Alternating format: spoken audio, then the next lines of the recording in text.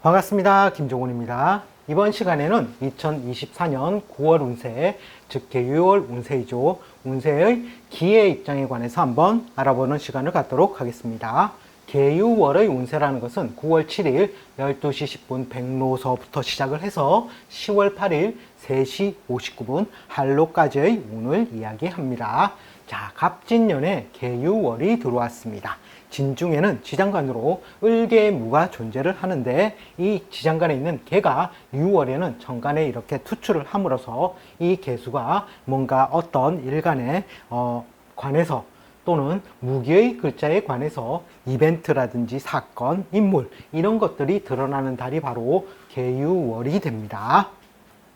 자, 그러면 6월에 관해서 각 10개의 정간의 12운성을 한번 알아본다면, 자, 기의 입장에서 갑은 곧 정관의 별이 됩니다. 정관은 태지에 들어가서, 즉 태지라는 것은 뱃속에 한 3주, 4주 된 상태이죠. 그리고 제살이라는 것은 수옥살로서 갇혀있는 그렇게 답답함을 안고 가게 됩니다. 보통 이럴 때 비인의 신살도 들어오게 되죠. 그렇게 되어 있는 모양이 되므로 정관의 별은 굉장히 약해져 있는 상태입니다. 즉 기의 입장에서 여자라면 배우자에 관해서 근심 걱정이 좀 있을 수 있겠죠. 자, 을은 편관이 됩니다. 편관은 절지에 들어가서, 즉 호랑이가 절지에 들어갔으니 호랑이 없는 곳에서는 내가 왕이 될 수도 있겠죠. 자, 그러한 상태가 바로 이 을이 절지에 들어가 있는 상태라고 보시면 되겠습니다. 자, 그 다음에 병은 나에게서 정인의 별이죠. 정인, 엄마, 모친의 별도 됩니다. 자, 그 별이 사지에 들어갔으니 거의 죽은 상태와 같이 그 기운이 굉장히 미미해져 가는 상태이고, 이 사지는 실제로 노을과 같아서 굉장히 멋있는 모양도 됩니다. 또 육해살이라는 것은 저승사자의 뜻도 있으므로 모친에 관해서 건강이라든지 이런 근심 걱정이 있을 수 있으니 한 번쯤 돌아보는 것도 좋아 보입니다. 자, 정은 나에게 편인의 별이 되죠. 편인의 별이 장생이 됩니다. 또 지살이라는 것은 자의에 의해서 뭔가 이동 변동해서 목적을 추구하려는 그러한 운동성이 발생을 하는 것입니다. 따라서 내가 뭔가 문서인데, 문서는 실제로는 이거는 정인의 문서보다는 못하죠. 그리고 또 학문성도 이공학문이나 자격증이나 이런 것들을 새로이 시작하는 것은 기의 입장에서는 굉장히 긍정적인 효과가 있는 달이라고 보시면 되겠습니다.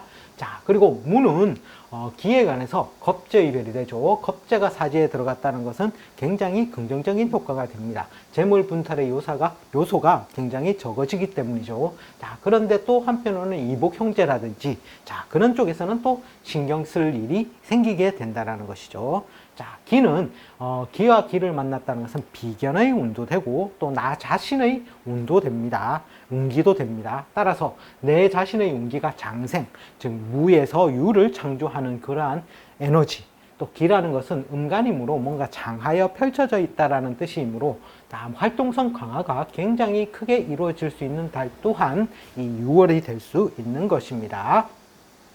자, 그리고 이 6월에서는 식상이, 기의 입장에서는 식상이 굉장히 왕성해지죠. 따라서 남편에 관한 근심 걱정과 대신에 자식들에 관한 뭔가 경사스러운 일이 발생할 수 있는 달들이 실제로 보면 이 6월이 됩니다. 또 내 자신 스스로의 활동성 강화도 되는 것이 바로 6월이 되는 것이죠. 자, 그리고 임은 나에게 정제의 별이 됩니다. 정제는 목욕지에 들어갔으므로 내 배우자가 뭔가 시선, 이목 집중을 받기 위해서 돈을 좀 쓸 수 있는 그런 달도 될 수 있는 것이 바로 계유월이 되겠습니다. 자, 그리고 개가 병지, 역마살로서 굉장히 약해져 있는 모양이라고는 하지만 실제로는 이 기의 입장에서는 현재 부친이라든지 큰돈 융통이라든지 뭐 이런 쪽에 관해서 관련해서 문제가 발생할 수 있는 달이 바로 계유월이 되는 것입니다.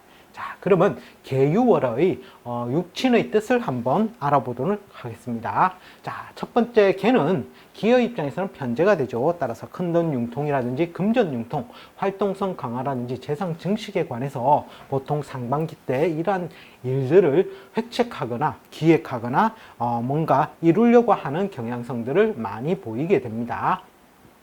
자, 그런데 이 병지에 있으므로 어떻게 되겠습니까? 좀 그러한 기운들을 좀 약하게 쓸 수밖에 없는 그런 답답함도 좀 존재를 하는 달이 바로 계유월이 되고, 자, 이것은 상반기 운으로 보시면 되고 15일 정도. 그다음 하반기에는 식신의 별이 들어오게 됩니다. 자, 식신이라는 것은 의식주 확장이나 새로운 사업, 이사, 사업 확장이나 투자, 자동차나 활용 수단의 교환, 그리고 보통 연에서 왔을 때 식구가 많이 늘어나는 경향성이 있습니다. 자, 어쨌든 내 의식주 확장, 새로이 뭔가 내가 활동성 강화하는 모양새, 또 여자의 경우에서는 자식의 번영이라든지 경사, 이런 것들이 있을 수 있는 달이 바로 계유월이 될 것입니다. 자, 그리고 기의 입장에서 유를 보게 되면 신살이 하나 붙게 됩니다.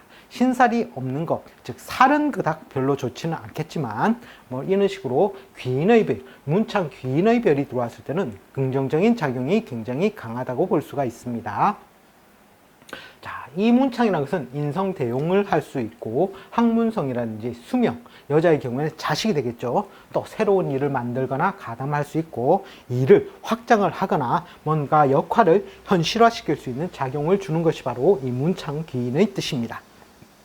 따라서 뭔가 학문성이라든지, 그죠? 이제 뭔가 내가 활동성 강화의 별로서 자식의 경사스러운 별로서는 문창이 굉장히 좋다라는 것이죠.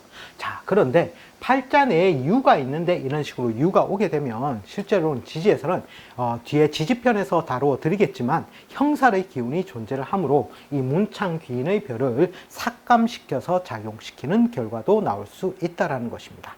만약 없다면 이러한 기운들이 들어오므로 더 긍정적인 효과가 많이 난다라고 보시면 되고, 만약에 팔자 내에 유가 있을 때 이런 유가 오게 되면 형살에 의한, 자형살에 의한 삭감작용도 이루어진다라고 보시면 되겠습니다.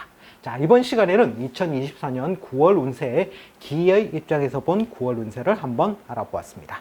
시청해 주셔서 감사합니다. 다음 시간에 다시 또 찾아뵙겠습니다.